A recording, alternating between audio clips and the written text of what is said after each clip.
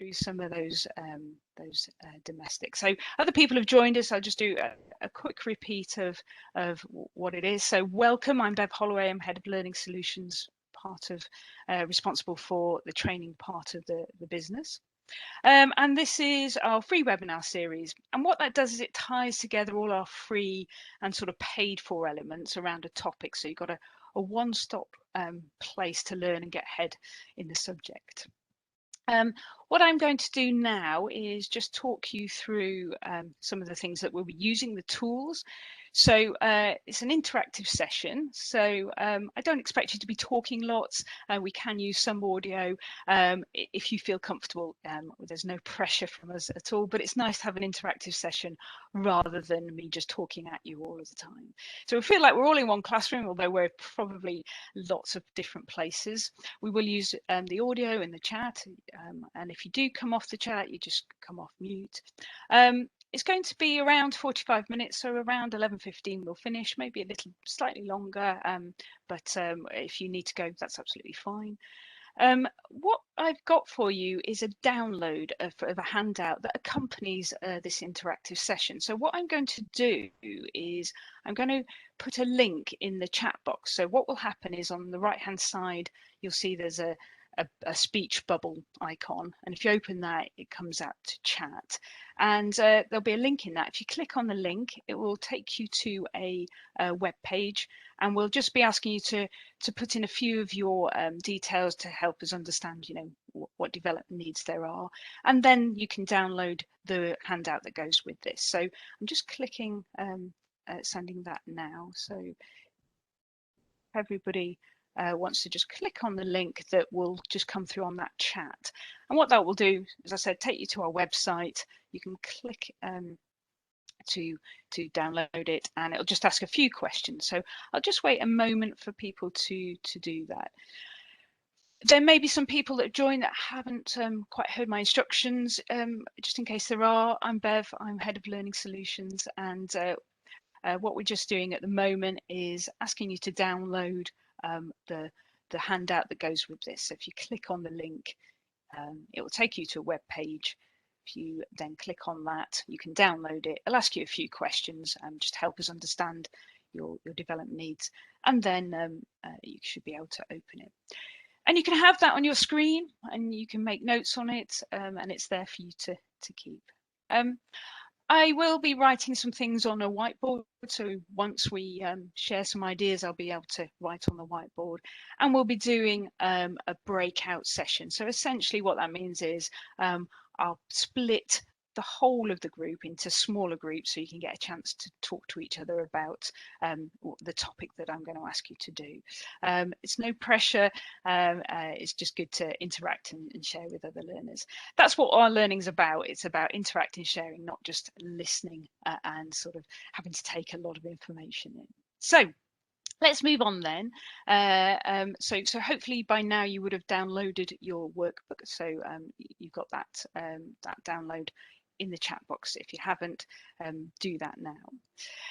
So what are we here to do? Well, we're here to understand and overcome resistance to change. This is something that is, you know, to many, if you're going through change, the real difficulty, and particularly if anyone's a manager, then that's quite difficult for you to kind of work with your teams to overcome that. So we're going to use something called the change model to help that. Oh, I see. Sabina. So Sabina is my my right-hand person here. Sabina, for some reason the link is saying that it's not downloading. It's got a message saying the resource isn't available. I wonder if you can just check that out for me. That'd be great. So Sabina's going to do that for you. Thanks, Sabina. And I'll redo the I'll redo the link for you. Sabina, if you just let me know when that's happening, if you just text me that that's happened. So that's okay. We can continue, and you can get that download now. So so you can get that download in a minute.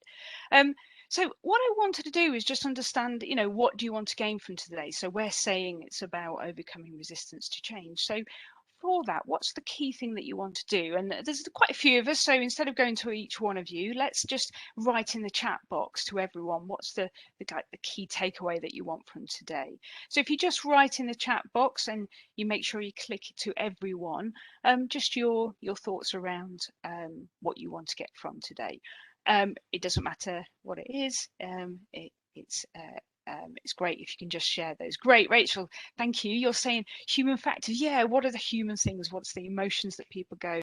Yeah, some practical ideas for overcoming the resistance in the workplace. Yeah, so we'll be coming up with those, and that will support, certainly the download will support that as well. Any other thoughts from people, what you want to get today? Maybe you're just coming on the session, you just want to learn a little bit more about change. That's absolutely fine. That's good. Okay. Anyone else just going through what they'd like to get from the session? Okay, so you might be thinking about that, writing those in the chat box. So let's I'd say that the workbook should be working now. Sabina has informed me. So if I just put that link again for you, and what that will do, you should be able to download it now. So if you click on that and download it now. Great. Evelina saying team members, how to manage them in terms that we want to implement. Okay, great. So that what we can do is make sure we hit those learning objectives for you. But the main thing is around overcoming resistance. So one of the things with change is that people resist, and I wonder if you know why people resist, but one of the biggest things, the reasons why people resist is fear. They're scared. They're concerned what's going to happen to them, what changes are happening, particularly if it's in the workplace.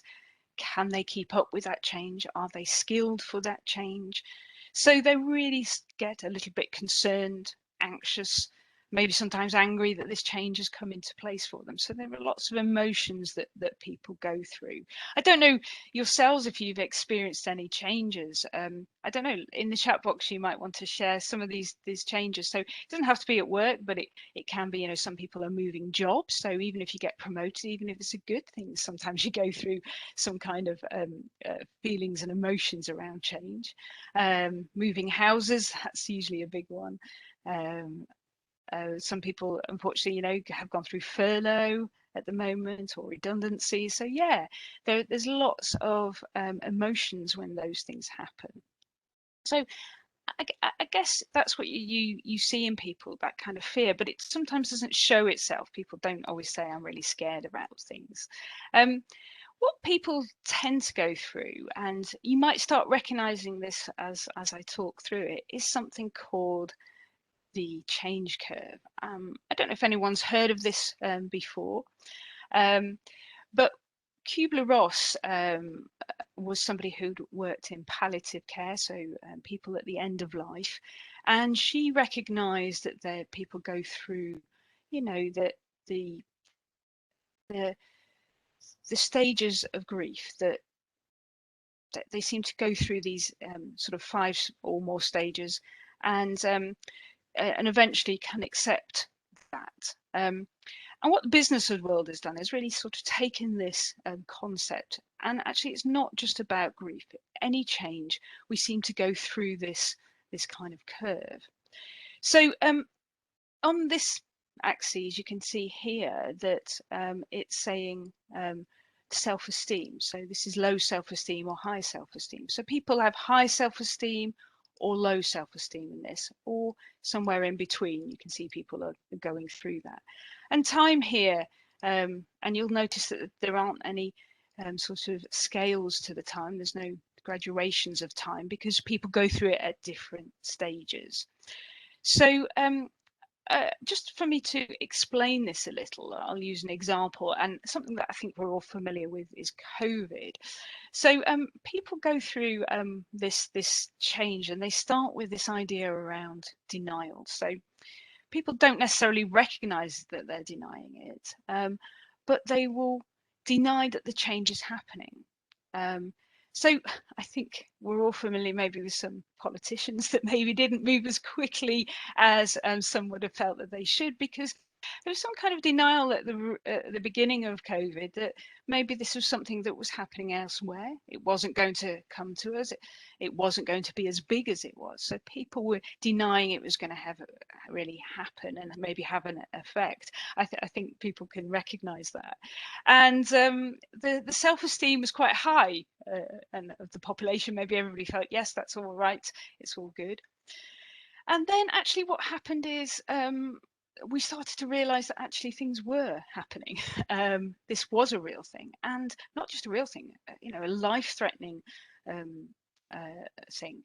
So people start to then, their self-esteem starts to drop. They start to feel angry. They start to feel maybe anxious about this. So am I in danger? Are my relatives in danger? I'm angry that people aren't doing the things that they should be doing to stop this. So people are starting to go through that. And at the low point, people move from that sort of anger and anxiety to depression. They can feel very low. And we've heard a lot about mental awareness, mental health awareness, and helping supporting people and stopping people feeling depressed during that sort of self-isolation period that there was. For some, there was just they had to be on their own. So people may go through that depression, and then things start picking up, things start to change, and things start to move a little, and people can start to move with that. So they start to test things out. Maybe they go out with a mask on, maybe they learn that that's okay, they come back, they do all the things that they need to do, and they find they're all right. Maybe they start using Zoom, they start using WebEx, they start using all these things and test different things, and then they realize that that's working. Sometimes they might drop back. They might feel like, oh, today it was a really bad day, it was really busy, I was really concerned, and they drop back. But then they might keep testing again. And then eventually they get to a place where they accept that this is happening. So I think, for certainly the last 6 months, we've been in a permanent lockdown, haven't we? And we've opened that in May, and starting to hopefully on 19th open fully. And everyone had an acceptance of that was happening, with that idea that things were going to change for the future. So I've used a universal change that everyone's feeling. Is that what other people have noticed they felt with, some of those changes that I said you might have gone through? So moving home, any having a new job, or certainly maybe being made redundant, or going through some kind of furlough. Has anybody else sort of felt that? If you have, just write in the chat box, that you noticed this at all. Certainly I did when I moved from London to Exeter of my own accord about 10 years ago. I had sort of that self-esteem, that denial. I was very happy that I was moving, and then soon it went to anxiety and anger that I couldn't sell my house in London, because I wanted to buy the house in Exeter, and it was very went through that anxious period. Then sort of really low, is my house ever going to sell? I don't really know anybody in Exeter, why am I doing this? So that whole depression, that sort of low point. And I was the one that would want to do this, and then sort of testing, finding out what's about in Exeter, finding out some groups I can join, some running groups, and finding out lots of activities I can do around Exeter, testing that. The house sold, that was fantastic, and then I kind of accepted I was here, and I was really happy. Yeah, so Rebecca, thank you. So you recognise the theory from experience of yourself. How do we identify the stages in others and support the transition to one stage to the next? Or do we wait for it to happen naturally? I really like that, Rebecca. I like your second question, and that's really good thinking. That's great learning. That's critical thinking there, to not just sort of say, can we move people through? Yes, you can help move people through. People will go through at their own stage, their own time. But we do have to help support that, and that's exactly what we're going to do next. We want to consider, how can we move people through this change curve? So I've given you a bit of an idea of the the different stages. So denial is about it's not happening. Anger and anxiety are exactly that. People feel anxious around things. Depression is where you feel very low. It's very difficult. The self-esteem's at the lowest place. Testing is where you're starting to see things that can work. You might drop back and then go forward again.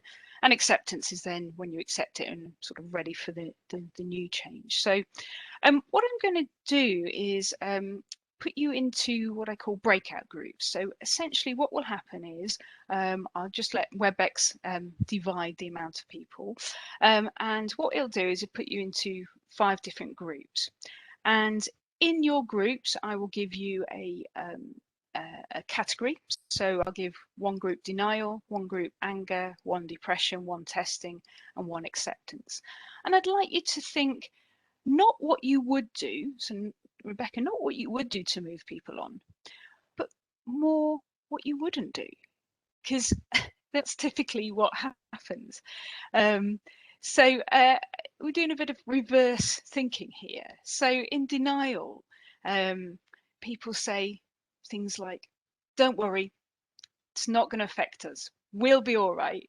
Everyone else in the organization will be affected, but don't worry, our team will be absolutely fine. So that's not what to say, but that's often what people do say. So what I'd like you to do in your groups is just spend 5 minutes only just thinking, what is it that you wouldn't want to hear in these different stages. Hopefully you've been managed to download the handout now. If you have on there, it's got some practical hints and tips of what to do, so you can always reverse those if you need a bit of help. But I'd really like you to think on your own what kind of things that you would do, well, what things would you not do and not say. So if hopefully everyone is clear about what I'm going to ask them to do. So I'm going to just divide the breakout sessions, then I'll say which ones you're in, so you know which group you're going to go in. I'll click it, and what that does is it'll take you into your breakout session, and then I'll give you 5 minutes and I'll bring you back after 5 minutes. I will ask you to choose someone just so that when we come back, someone is just sharing what was said in that. So if you don't want to speak about it, you can just type it in the chat box, but it'd be great if we get a few of your voices in this session as well. So let me now just go into the breakout session allocator. Okay, so great. So in breakout session 1, we've got Evelina and Rachel. So that's fantastic if you two work together. And Evelina and Rachel, if you work on the denial one. In breakout session 2, we've got Sabina and Maria Thorne. Again, if you'd like to work on the anger part of it. So what is it that people do when they're angry and anxious? What things shouldn't you do or say in there? Breakout session 3 is Tori and Nicola. So if you wouldn't mind then working on the next stage, which is that depression, that low. So what shouldn't you say to people when they're really low? Breakout 4 is Y and Regina. So I'm not sure whether Y is in there. So if not, I can actually, what I'm going to do is I'm going to move Rebecca to breakout session 4. So Rebecca, you're with Regina as well, and Y is in there too. And you're looking at how you move people to that testing stage, or what you shouldn't say in that testing stage. And then we'll do as a whole group what we do at the final stage, how do we move people to acceptance. Are there any questions before I put you into the breakout group? I don't want you to go in there and think, oh, what am I doing? So if you just want to come off mute and share if you're concerned about anything. Okay. Seems like you know what you're doing, so you may have done some of these before. So Violet's win, probably win. Sorry, Rachel, did you want to So what say time's something? Violet's win? So we've got 9:30. Hi, Rachel. Hi there, you okay? Yeah, did you want to ask a question? No, I'm sorry. I've just put myself on mute for the chat room. Yeah, great. Okay, that's excellent. So I'm just going to do the breakout session now. Then I'll press that now.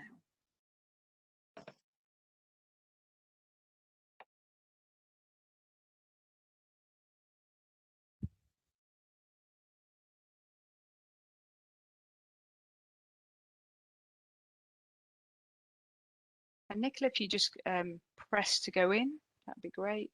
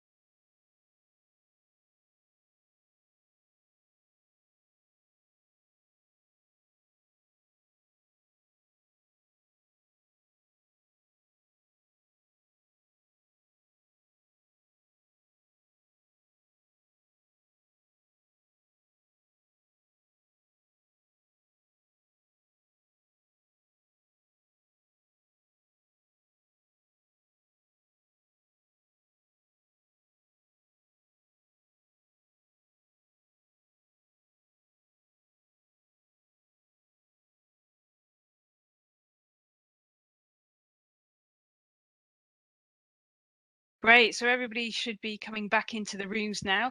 Thank you everyone for taking the time to do that.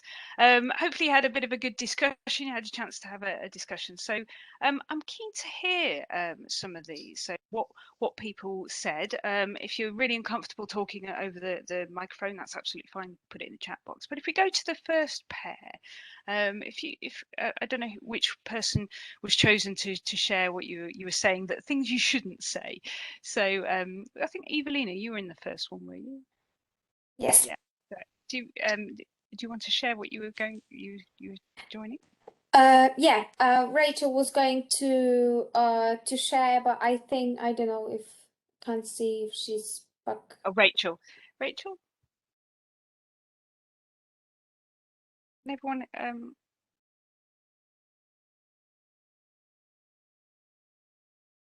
just checking if everyone can hear me.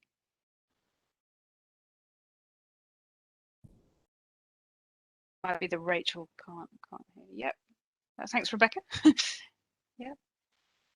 Rachel, you might be on mute. Rachel, do you want to come off mute? Press mute at the bottom. That might be why you're not hearing.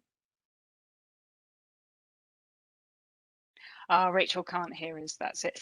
Okay, so yeah, if I just say to everyone,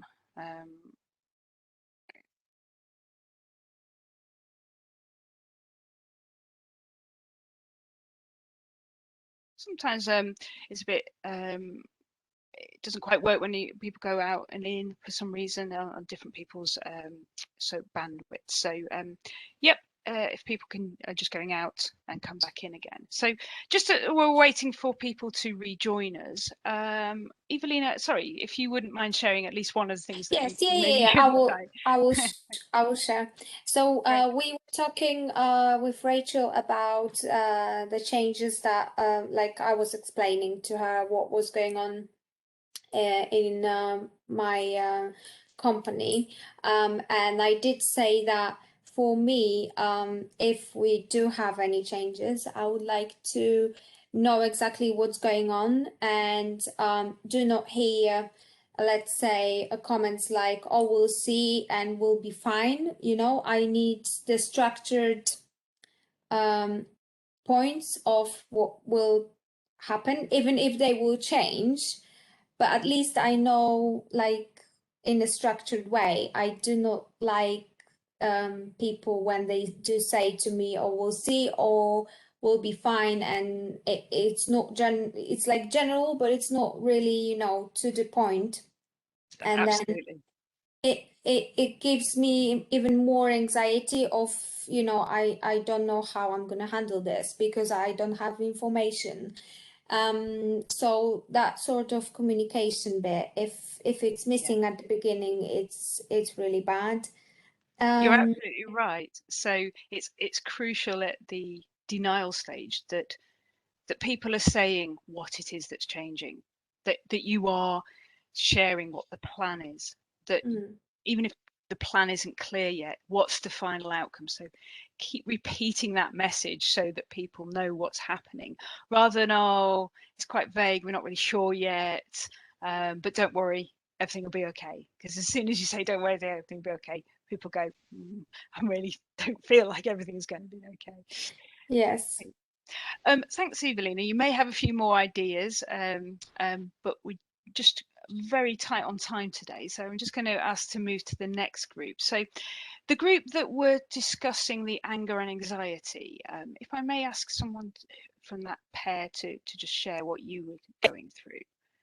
I don't mind speaking, Maria. Great. Thank you. Okay. Yeah, we just talked it through basically first. So really just to assess the situation because of anger.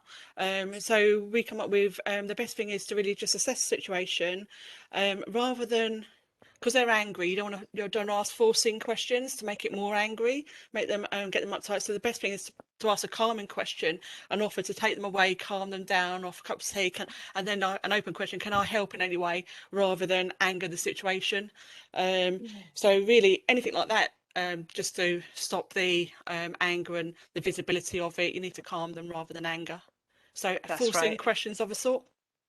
Yeah. Have you, Maria, have you had that where somebody's kind of escalated the anger? They've asked one of those questions that just Yeah, come out of flare. previously in other, Yeah. Yeah. it can happen, especially in bigger meetings. If you walk out, I use a scenario, I come out with 10 actions and everyone came out with one. So I'm like, oh, flipping heck, yeah. So Yeah. yeah, Yeah. Yeah. yeah. So really, You're it's the right. forcing question side, Yeah. rather than Yeah. force and make them speak, calm them down, take them away Yeah, that's right. So, if you can. yeah, and I think that's really good. So things not to say is, oh, just get on with it, or guy, you can't. Why can't you handle it? It's going to be easy. You can do this. So yeah, don't escalate the anger. But things, other things you can do to help support somebody who doesn't really know how to say things, is have forums. So you can set up forums and you can say people can talk to me individually, so like you were saying, Maria, individually, or Yeah, a sort of session with people. You might get a lot of people shouting and a little bit of conflict, but that's okay because you want to get it out rather than going underground and yeah, people, yeah. yeah, going to do that. Yeah, good. Okay, thanks, Maria. Appreciate that. And then I went into group with Tori, and we were talking about that time when self-esteem is really low. So, Tori, you were going to share your thoughts, weren't you? If you just come off mute. Good morning, everybody. Yes, so I suppose I've seen people go through this phase. I might well have experienced it myself. And some of the things that would probably get people going if you were to say it to them were things like, it's not that bad, or get on with it, or chin up, come on, it's we'll get through this, because I don't think necessarily that appreciates how they are feeling at that point in time. It's not to say that they will stay in that state forever, but it's how you manage it at that point to help them move through that stage. Ultimately, they might not move on from that stage, and then it's about making decisions as to what the best route is for everybody concerned, because it might not be the same end goal that you first thought. But yeah, so that was it in a nutshell, really, for me. Yeah.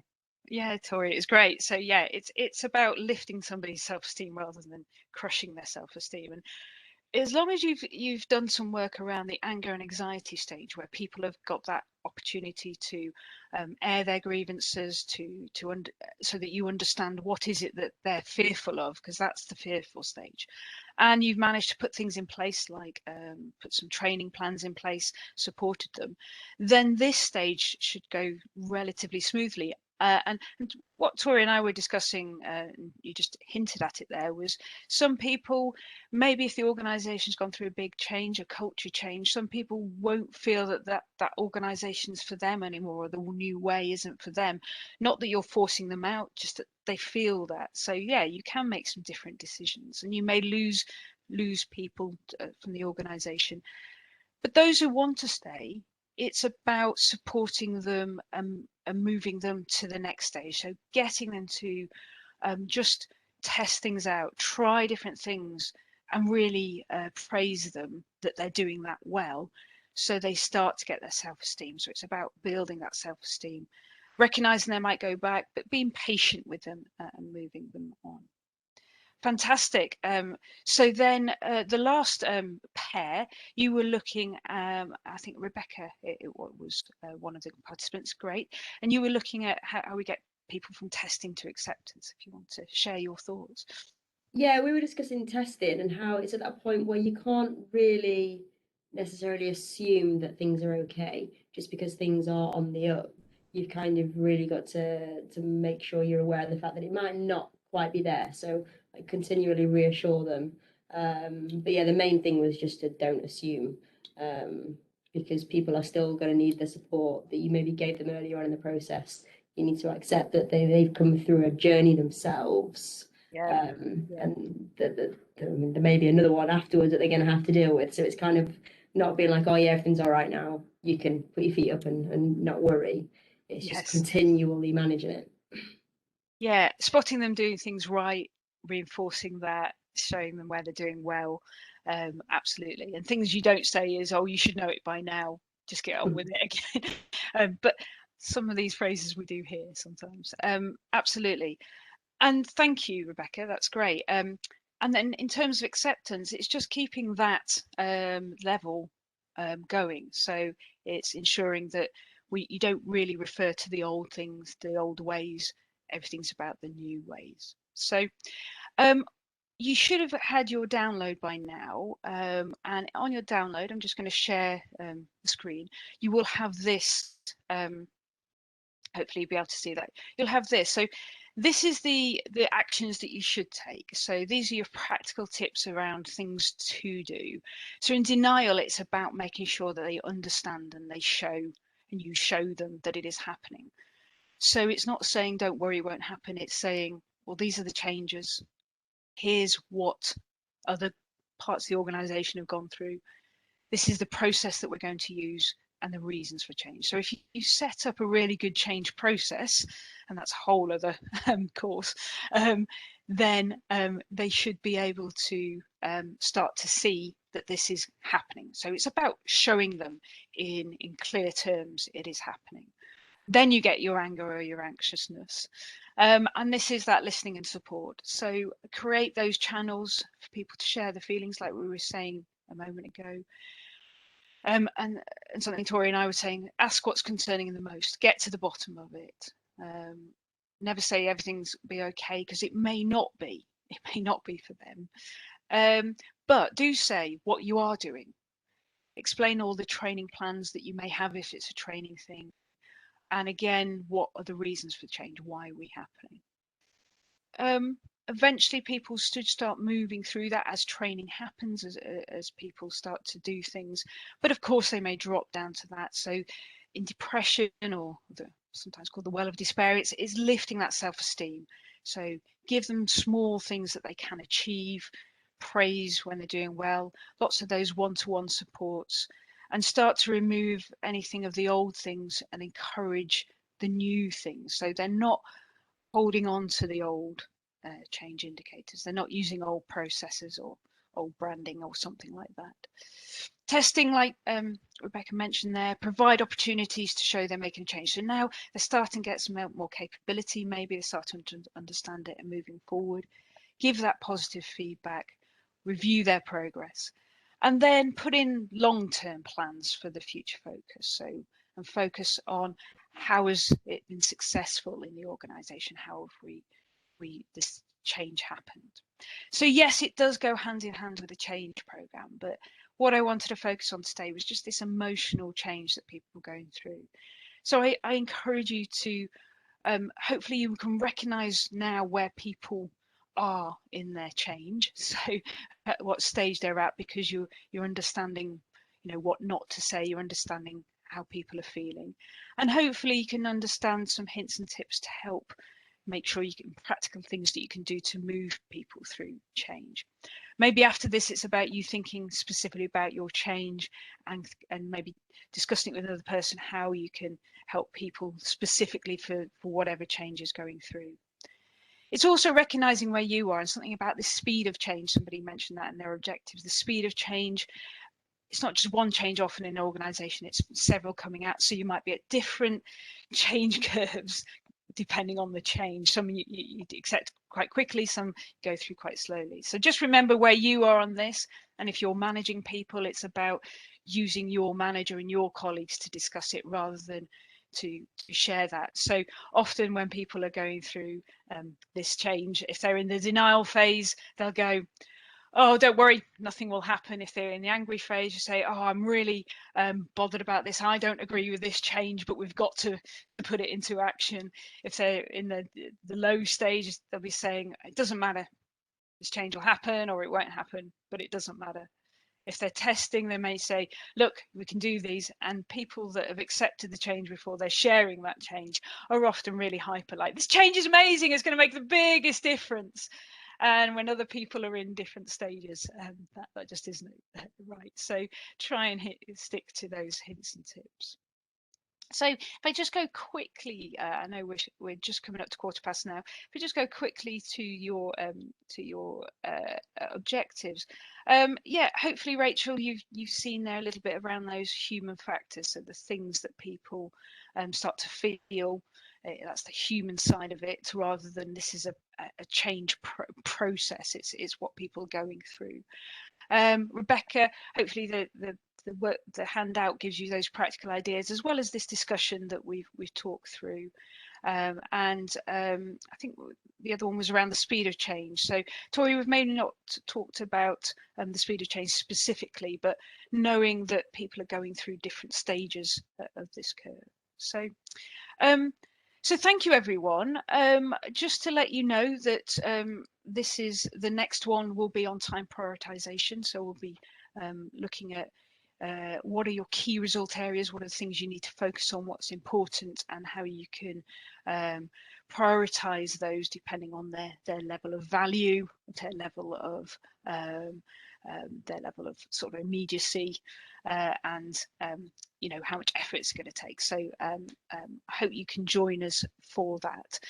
What we'll also do is we'll be sending you a little pack with lots of information about managing change, and also an opportunity for you to have a 30-minute session talking about any change issues that you might have. So please do link to the next webinar. Hopefully you found it really enjoyable, really useful for you, and I look forward to seeing you on another one, and share the next free webinar with everyone.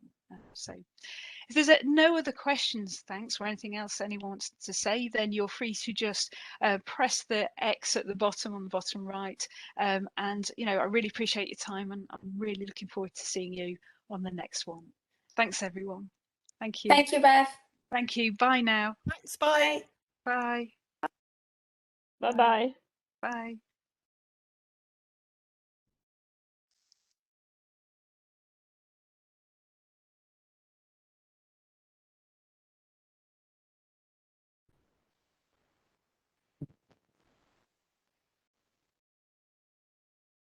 So hopefully everyone can just click off, unless you've got a question for me.